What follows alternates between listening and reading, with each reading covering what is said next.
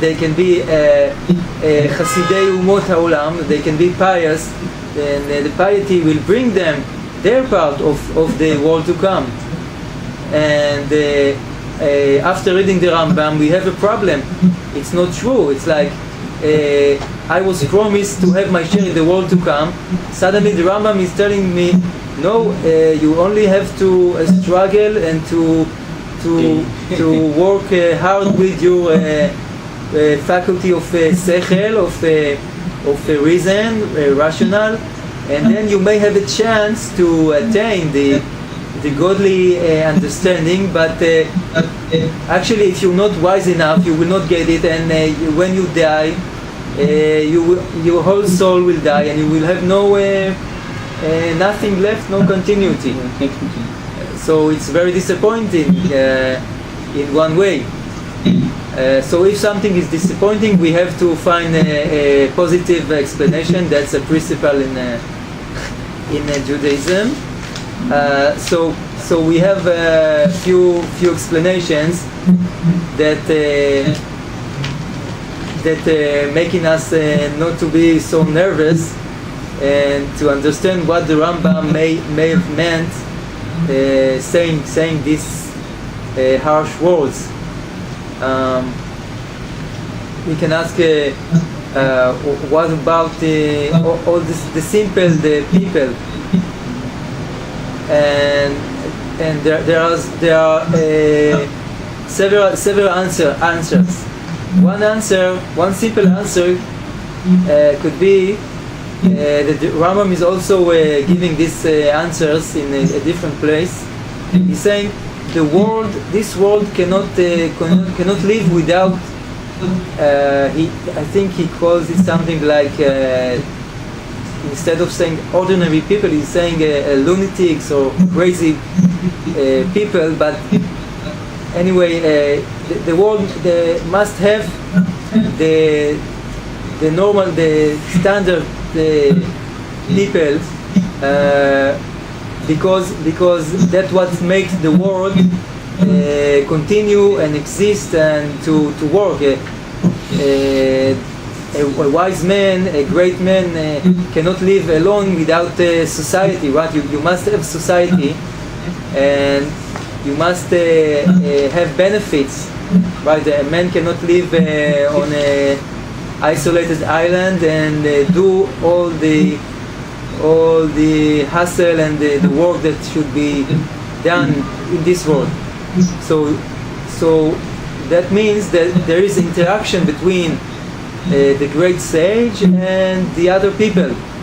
So the great sage, he has a commitment, and he is also committed to the other people.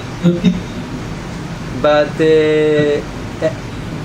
still, it's not enough for us. I mean, the reason that the Rambam is saying there are lunatics, there are crazy people, and yet he needs them, is like if you explain that let's say a man is 90 years old, and he is taking all his money and spending all his money to build a big house for him, and to a villa, a big house, and the Rambam saying, okay, this man is doing a crazy thing, because in a few years he will die, and there will be no meaning to this house that he built with all his money. Instead, he had to put all his money in learning Torah and gaining wisdom, and gaining something that is crucial for the world to come, that is crucial for gaining eternity. So in this term, the Rambam is saying that such a man is crazy. But yet, why it is important to have this man, and why this man will still have a salvation? The reason is perhaps this man built a big house, and then after, let's say, 100 years, even the house were destroyed, but maybe there is one wall that left, and let's say that there was a hot day, and one great real sage that is really a prophet and worth attaining the godly knowledge and the world to come. He's going on this way next to his house, next to this wall that left, and this wall is saving him from dying, because he found a shadow and sit next to this wall, and that's what saved him. So because of this crazy man that built the house 100 years ago, all the world was saved, because the sage, the great sage that has the higher meaning and the higher understanding of godly knowledge and is able to meet this challenge of this world, he is saved because of this world, and that's what gives the importance and the share in the world to come for the old man that built this house 100 years ago. That's the one explanation. That's the first explanation the Rambam is telling us. But yet it's not. I think it's not enough for us. I think because if we are accepting this idea, we still think, okay, but it's not fair, it's not ethical, because a simple person only helped the righteous, the great sage, and he didn't have any meaning. Furthermore, he only did some practical help and nothing more. So in order to give it some additional value, we can explain another explanation, and that is in the Gemara, in the Talmud, it is said that there is a sage that is called Rish Lakish, and he said he answered this question to his rabbi, which is Rabbi Yochanan, and he answered and he said a verse from the Torah. He said that there's this verse that whoever sticks and believes in all his heart in God, he will live today. I don't know the exact, maybe we'll find it later on, but anyway, and he explains, Rish Lakish explains that means, what does it mean, stick or cling to God characters? I mean, I cannot be like God, I cannot act like God. What can I do? So Rish Lakish explained, I can bring benefit to the sages of God, the godly sages, right? The wise man, he has a godly knowledge, he has a godly characteristics, and I can help him, and that in this way I can stick to the godly characters. I can, he brings some examples. If you help a wise man, a great sage in marriage with his marriage of your son with his daughter, or making some commerce and work for him, or donate whatever he needs in the physical needs. So this is the way of a man to help enlarging the godly knowledge and the godly providence in this world. That's Rish Lakish explanation. So we see that it is very important to see that in a deeper level there must be an interaction, there must be a unity of all human beings, and it's not a matter of a private redemption, right? Because you know, in Torah we are not talking about private redemption. We're talking about redemption of Israel and all the nation of the world. So they really the sages of the Gemara, the Babylonian Talmud, really made effort to explain and to see how it fits together, and the Rambam, I think the Rambam eventually has these ideas and in his thought as well. So that can make an excuse for us to say that okay, the Rambam did not totally dismiss all the normal people from having a value for eternity, right? It's a combined effort of all human beings, of all the nation of the world and Israel to get the redemption, which is for all human beings. And it explains that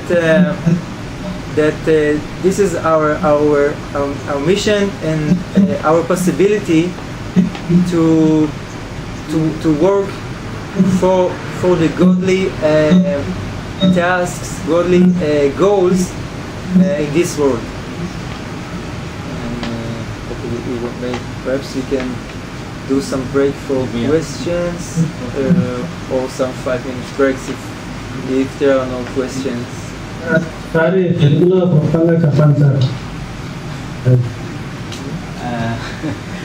ప్రశ్నలు ఉంటే అడగండి, అంటే చెప్పిందంతా మళ్ళీ చెప్పాలంటే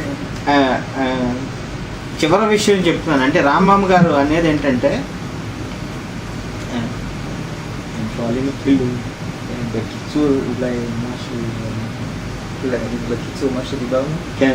తెలుగు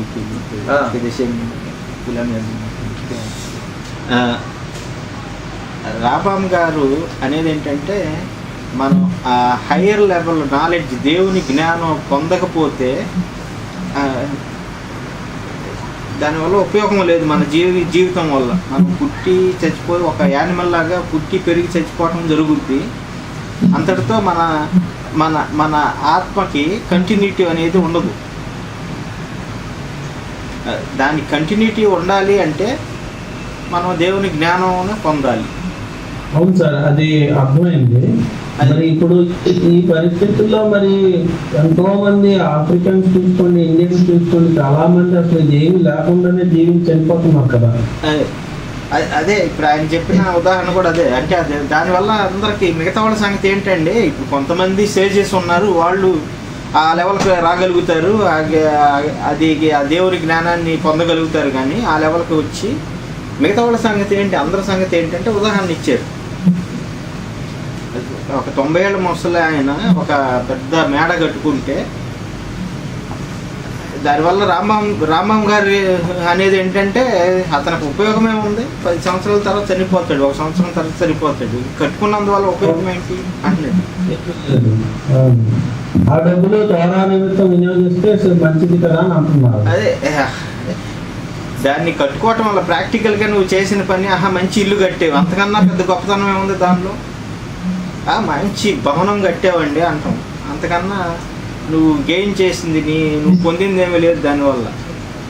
అంటే ఆయన ఒక ఉదాహరణ ఇచ్చారు. అంటే దానికి ఒకవేళ అతను చచ్చిపోయినా కూడా ఆ బిల్డింగ్ పడిపోయిన తర్వాత కూడా ఒక చిన్న గోడ మిగిలి ఉంటే, ఆ తర్వాత ఒక స్టేజ్ని, ఒక పెద్ద గొప్ప స్టేజ్ని ఆ దగ్గరగా దారిలో వెళ్తున్న ఆయన్ని ఆ గోడ కాపాడటం వల్ల చాలామందికి ఉపయోగపడ్డాడు అతను. అంటే ఈ ముసలాయన ఈ ఇల్లు కట్టుకోవటం వల్ల అతని ఉద్దేశం వేరు. ప్రాక్టికల్గా అతనికి నాకు భవనం కావాలని కట్టుకున్నాడు, కానీ తర్వాత చివరికి అది ఈ విధంగా ఉపయోగపడింది. దానివల్ల చాలామందికి ఉపయోగకరమైంది. అంటే ఆ స్టేజ్ ప్రాణాలు రక్షించబడటం వల్ల అక్కడ ఆ నీళ్ళలో ఉండి ఆయన చెప్పింది, ఆ తర్వాత అతను చనిపోకుండా తర్వాత చెప్పిన విషయాలను బట్టి చాలామంది రక్షింపబడ్డారు. అట్లా చివరికి రాంబాబు గారు కూడా ఆ లెవెల్కి అందరూ ఆ లెవెల్కి రావాలి అనేది రావాలి. నార్మల్ పీపుల్ కూడా ఉంటారు, తప్పదు అది. వాళ్ళకి కూడా ఒక లెవెల్ వాళ్ళు ఈ సేజెస్కి ఉపయోగపడే విధంగా వాళ్ళు చేసే పనుల వల్ల ఉపయోగపడతారు. కాబట్టి మన గోలు మన మన దాన్ని ఏమంటారు, మనం వెళ్ళాల్సిన దారి, మనం ఎదగాల్సింది, అందరూ చేయాల్సింది దైవ జ్ఞానం పొందటానికి హైయర్ లెవెల్, హైయర్ సోల్లోకి మనం ఆ లెవెల్కి వెళ్ళాలన్నమాట, ఎదగాలి. Talked about the soul that is one, the soul that we are familiar with from previous chapters, that it has its 5 faculties, and it is common to man and to animals as well. It's the living level of this world, and we can look at it that okay, with this soul, with this basic soul, man can live and gain his needs, eat and dress and live the simple level life of this world. But then we are getting to the additional values of man. The order of these three terms are it has some Kabbalistic influence, but it is an order of first of all nefesh, then ruach. Ruach is the spirit, and then the neshama. Neshama is the higher one, where it's an ascending order, and neshama is the higher one, the godly one. So if I am dividing these three terms, I can say nefesh is the common living entity, common with the animals as well, although we have a much more developed level of our intellect, of our reason, but it's still, as we talked about the serpent, right? It's the nature wisdom and the nature living, natural living. And then we have the spirit. What is spirit? What is ruach? Ruach is when a man comes to realize, okay, I can contemplate and I can think of some things that are above the natural world. The natural world, yes. I can think of, for example, I can think of things like abstract things. I can think of metaphysical things. I can think of simple things like honor. A man work hard, and what is the reason for him to work hard? He wants to gain a respect from others. What is respect? It's not something that is natural in this worldly and natural. It's something that is metaphysical, right? He wants honor. He wants to impress others. He wants respect from others. So in this term, it fits with the spirit, the spiritual, the ruach. Okay, the ruach is something that I can elevate myself to think of, which is higher than my basic needs. I can think of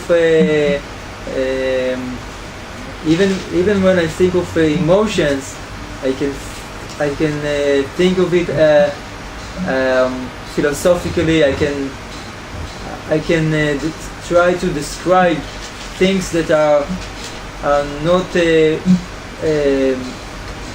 as we mentioned, not viewed by the senses, but with the eyes of the heart. And this is spiritual. I'm being spiritual in this manner. But yet it's not the neshama, because the neshama is coming from above. God created humankind with a spark from His divine characteristics. What I'm saying, I want to be cautious, because we also have a difficulty, and the Rambam dealt with it a lot, not to fall and not to be misunderstood, that eventually we can cause something like a personification of godly characteristics. Okay, the Rambam fought a lot against the personification, right? We are saying Moshe Rabbeinu, Moses, our teacher, is a godly human, but still, nevertheless, he was born naturally, and he's a natural human being. He is not something that is external to this world. Okay, he has a flesh and bones, right, and he's totally worldly, but he gained the upper divine wisdom and knowledge. So, it is written in the Torah that after Moses came down from Mount Sinai, his face was with glory, with the light. So that's what we mean by that can explain us what is the neshama. The neshama is not the spirit, because spirit, I can think of it alone by myself without even knowing, being aware of the existence of God.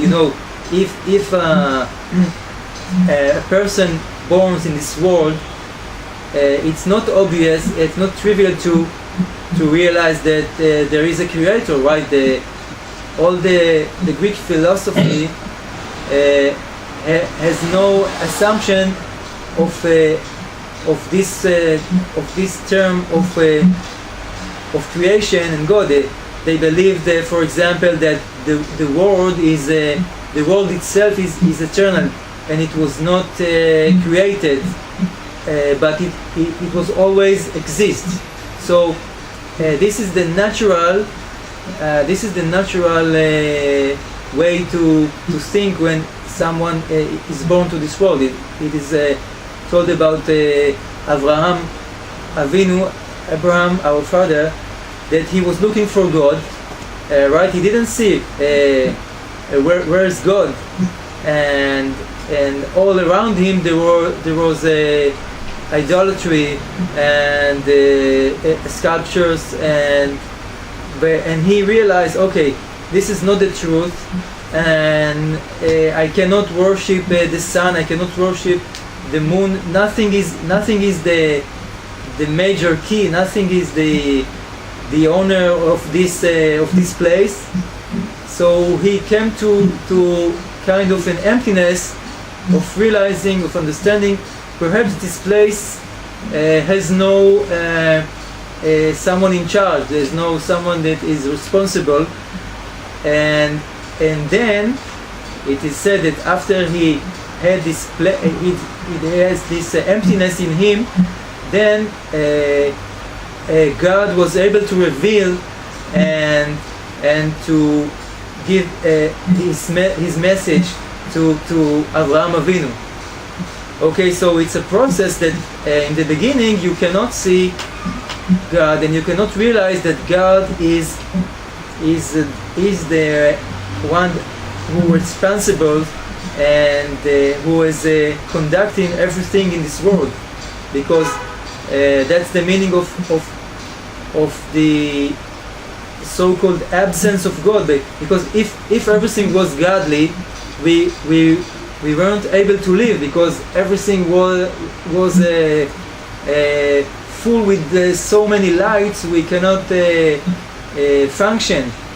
So God, with His mercy, gave us like a sunglasses, that are a bit dark. So there must be some separation, because we are finite, right? We are in a finite world. We cannot understand the infinity, the infiniteness of God, and we can only realize finite truth, finite ideas. So we have this this level of not being too close to the godly revelation. Okay, so Abraham, our father, had this process, and God revealed to him, and so these three terms of nefesh, ruach, and neshama are the terms that are the milestones of this process, right? First you understand the powers of the normal living in this world. Then you go further on and understand the ruach, the spirit, to observe things that are higher, dignity and respect and so on. And then you can continue gaining the remarkable, the most amazing powers that you can get, that are the powers of perception of eternal and divine truths and ideas. And this is the neshama. Neshama is something that is above the all these lower levels. Perhaps if we will think about the three terms, it will be easier to remember what exactly is the higher nefesh, and why we are talking about two souls. Okay, in the modern terminology of Kabbalah, it's not two souls, and it's not sechel, it is neshama. So neshama is the godly characteristic, godly wisdom and understanding, and maybe it is easier to remember this term as neshama, as opposed to the soul, the basic natural soul, and the spirit that is in the middle. I think we can take this explanation as well.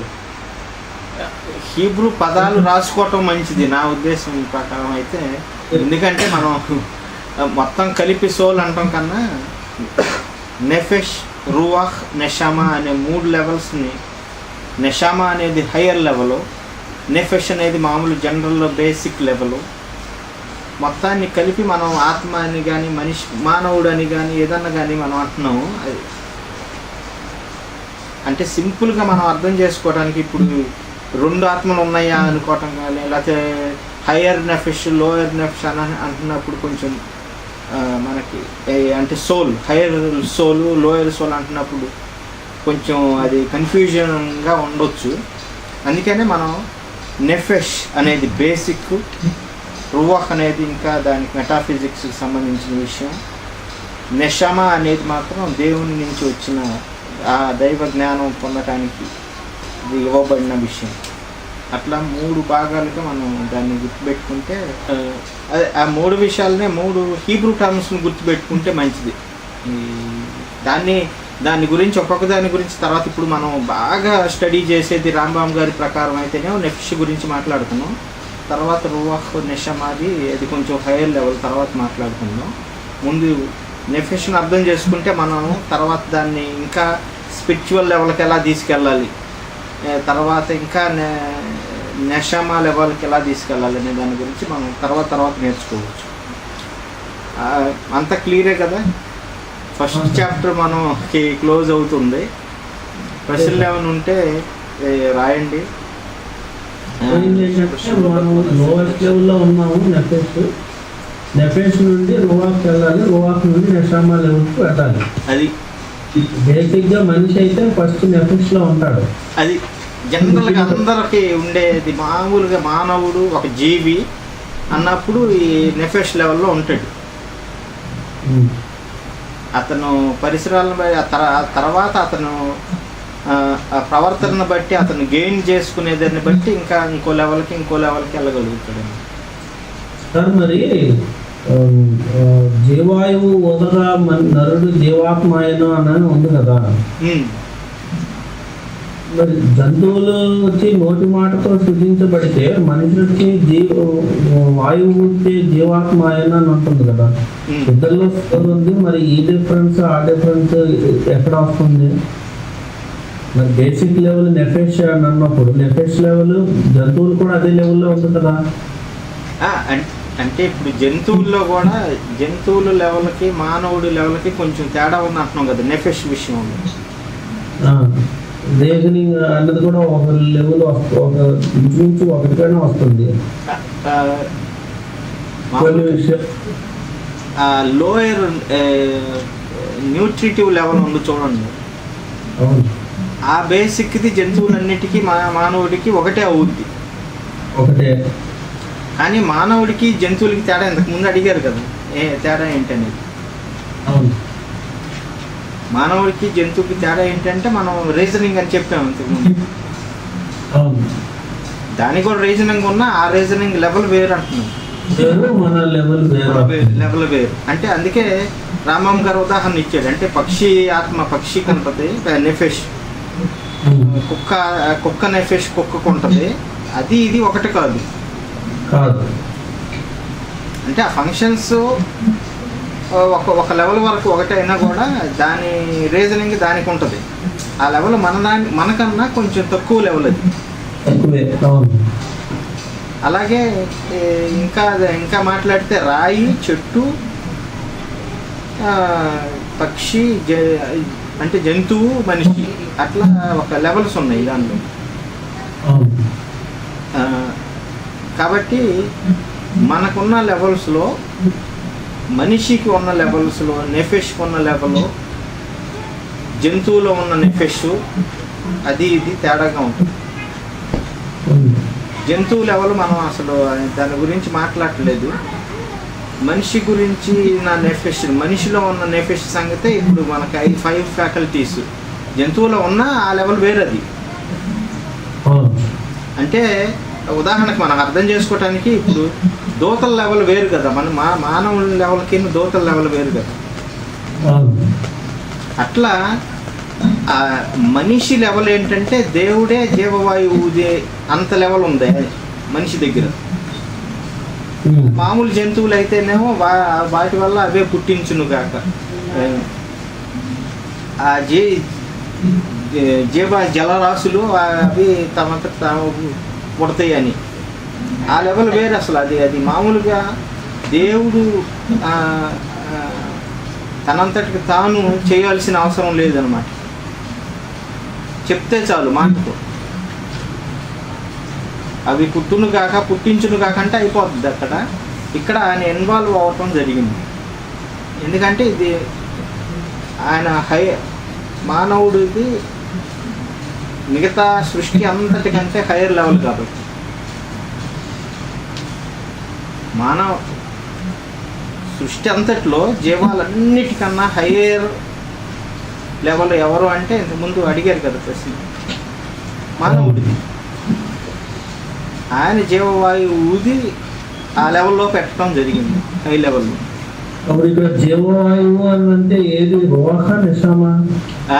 అది అది అది మనం తర్వాత దానికి చాలా explanation ఉంది. అందుకే ఒక్క రబ్బీ గారికి మీరు అడిగిన ప్రశ్న చెప్తాను.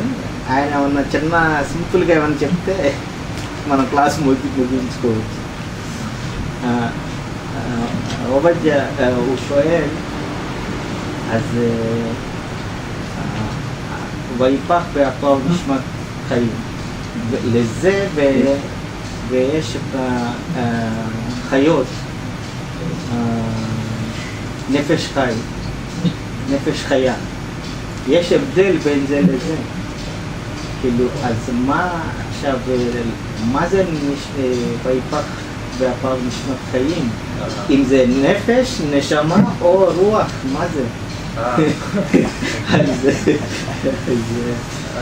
Okay, it's the excellent, the right verse from in the right place, because that's what the wise men of the Kabbalah are talking about. Okay, you talked about the verse that God put His breath in man. So you know that I don't remember if we talked about it, but neshama is actually it has a meaning of breathing.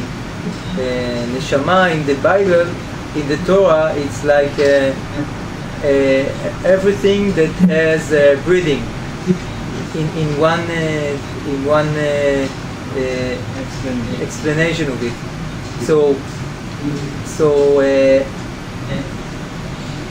in this way you can the sages of Kabbalah are explaining that what is the meaning of God to put His breath in man.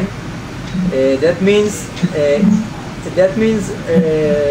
the very giving of man, his higher value, his higher level of the godly image, it's here. This is the neshama as we define it today in modern Kabbalah and in modern Judaism. It's this higher level. While in the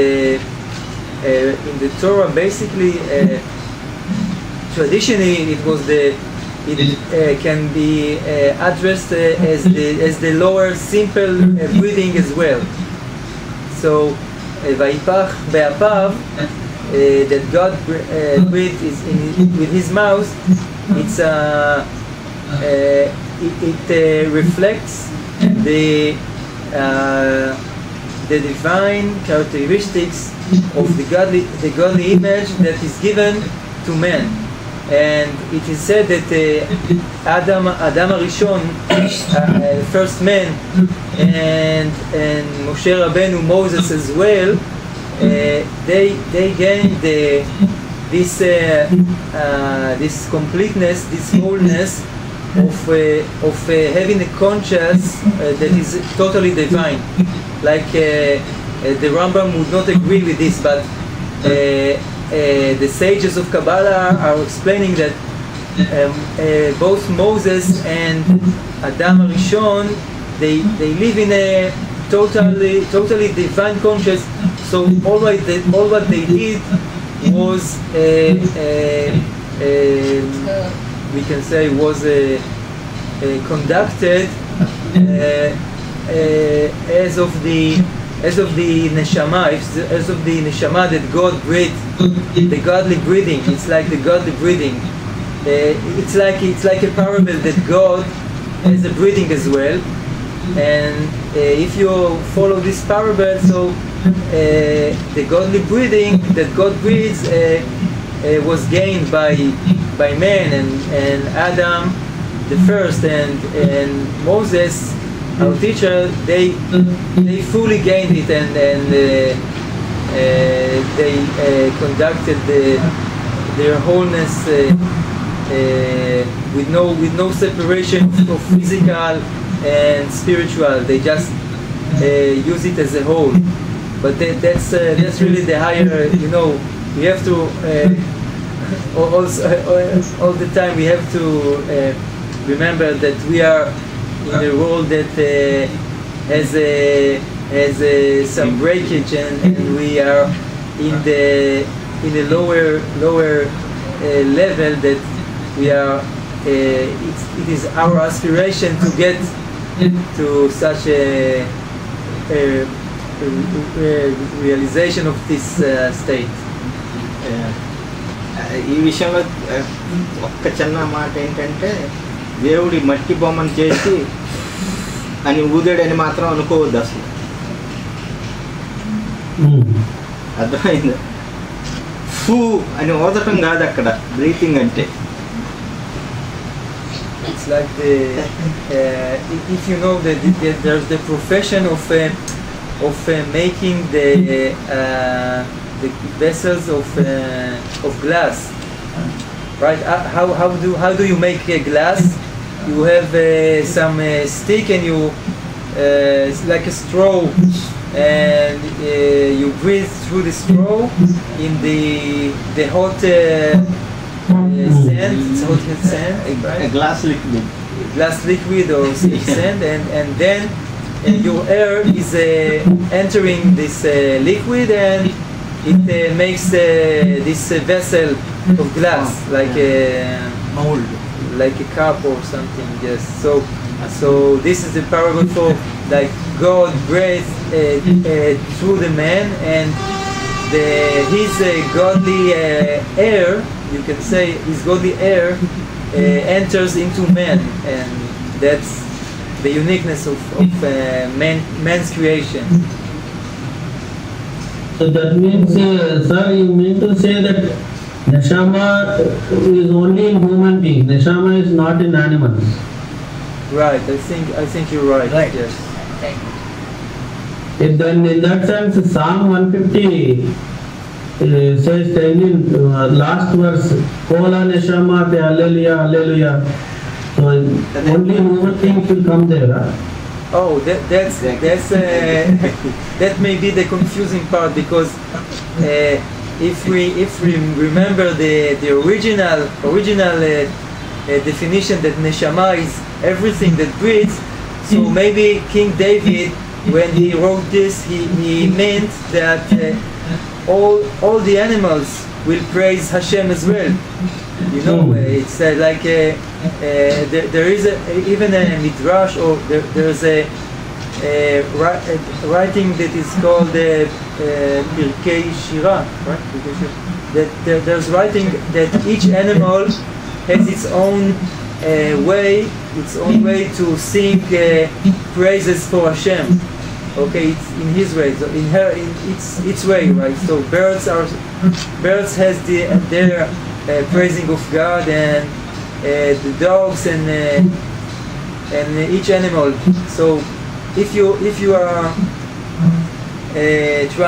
try to think what that it means, so it can be perhaps both meaning by King David. That neshama is on one hand is everything that breathes, and in other hand it can be every neshama. It's like neshama is like neshima. Neshima is the Hebrew word for breathing. So in Psalms it can be that neshama is neshima, and in our modern and in the Babylonian Talmud as well, it is found that neshama is only the unique godly breathing, so-called, that is the godly image of man himself alone. Yes. ఇంకో విధంగా కూడా అర్థం చేసుకోవచ్చు. Coal అంటే మనకి నిషమ గురించి definition ఇంకా మనం దాని గురించి పూర్తిగా స్టడీ చేయలేదు కాబట్టి, ఇప్పుడు కోల్ నిషమ అంటే ప్రతి నిషమ ఉన్న ప్రతిదీ స్తుతించాలి. అంటే ఆయన చెప్పిన ప్రకారం అయితే నిషామా అంటే ఓన్లీ మంచిగా ఉంటుంది, జంతువు ఉంటుంది అన్నది మనం ఇప్పుడు అడిగాం కదా. అడిగితే ఓన్లీ మంచిగా అని చెప్పేసి అంటే అప్పుడు ఇక్కడ దాని అర్థం ఎట్లా వస్తుంది? మనిషి అనే వస్తుంది, జంతువు కూడా వస్తుందా అంటే రెండు వస్తుంది అని చెప్పి చెప్తున్నారు. అదే అంటే దాన్ని రెండు రకాలుగా కూడా అర్థం చేసుకోవచ్చు అంటున్నారు. అంటే మిద్రాష్లో ఏం చెప్తున్నారంటే నెషమ అనేది దాని ఆ టర్మ్ నిషిమా అనేది అంటే శ్వాస అంటే కూడా నిషిమా. శ్వాస అనే పదానికి హీబ్రూలో నిషిమా అంటే శ్వాస. అదే అక్కడ నిషమా అంటే అది నిషిమాగా అర్థం చేసుకుంటేనేమో ప్రతిది జంతువు, ప్రతి శ్వాస ఉన్న ప్రతి జీవి అంటే కుక్క దానికి దాని నిషిమాతో ప్రార్థన చేస్తుంది, స్తుతిస్తుంది. పక్షి విధానంలో చేస్తుంది, మనిషి విధానంలో చేస్తుంది. సార్ మరి మీరు చెప్పారు కదా ఊదడం కాదు, జీవాయువు ఊదడం అంటే ఊదడం కాదా అని చెప్పేసి అంటే ఆయన గ్లాస్ ఎగ్జాంపుల్ తీసుకొని వచ్చారు. మొత్తంలో ఊదితే ఆ షేప్ మారుతుంది, అది కూడా ఊదడమే కదా అవుతుంది. నేను అనేది ఇప్పుడు దేవుడికి పెదాలతో నాలుగుతో ఇట్లా కళ్ళు తెరిసి ఇదిగో మనిషి అబ్బా ఊద్దాం అని ఇట్లా ఫూ అని ఊదటం కాదు. నేను అనేది అంటే అదేదో దేవుడికి ఏదో ఒక రూపం ఉంది, ఆయన వచ్చి గబగబ ఊదేసాడు అక్కడ అనుకోవద్దు. ఆ లెవెల్ అది జస్ట్ అర్థం కావటానికి ఆయన ఎగ్జాంపుల్ ఇచ్చాడు. కానీ అంటే మనిషిలాగా ఉండి గబగబ వచ్చి ఈ ఊదితే బాగుంటుందని ఊదినట్టుగా, అంటే మనిషి దేవునికి నోరు ఉన్నట్టు, ఆయనకి శ్వాస ఉన్నట్టు, ఆయనకి ఊడుతున్నట్టుగా అర్థం చేసుకోవాలి. అదే సార్ లాస్ట్ వీక్ డౌట్స్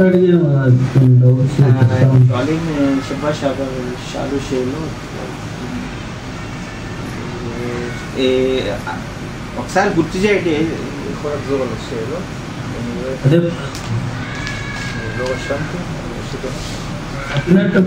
అడిగాము ప్రశ్న అని చెప్పేసి చెప్పారు కదా, ఏదేది కేబినెట్ ఫారం లో అడిగాము ఆన్సర్ ఇస్తారు ఇంకా అని చెప్పేసి చెప్పారు కదా. అది ఇంతవరకు రాలేదు.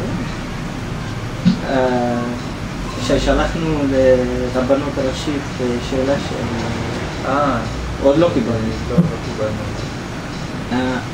ఇంకా మనకి రాలేదు అది. అది చికెన్ గురించి అడిగితే అది తర్వాత ఇస్తామని చెప్పి చెప్పారు కదా. בקשר לעופות. בקשר לעופות. צער בעלי. כן, שאלנו, אני צריך לקבל תשובה ממישהו מאחד מהרבנים. యారోన్ గారు కొంతమంది రబ్బీలను అడిగారు, ఇంకా వాళ్ళు కూడా జవాబు ఇవ్వలేదు.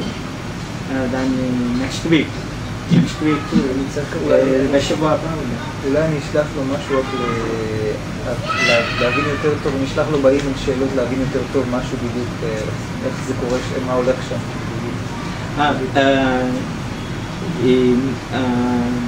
కోళ్ళ గురించి అడిగిన దాన్ని కొంచెం ఈమెయిల్లో కొంచెం ఎక్స్ప్లెయిన్ చేస్తే మంచిది అంటున్నారు. ఎందుకంటే వాళ్ళు కొన్ని ప్రశ్నలు అడుగుతున్నారంట, అంటే ఏ పరిస్థితిలో ఏంటి అది ఇదని కొంచెం చిన్న డిస్క్రిప్షన్, అంటే ఎలాంటి పరిస్థితుల్లో ఎలా ఉన్నాయి అనేది నేను వివరించాను. ఆయన మెయిల్లో ఇస్తే ఫార్వర్డ్ చేసి అడుగుతారు.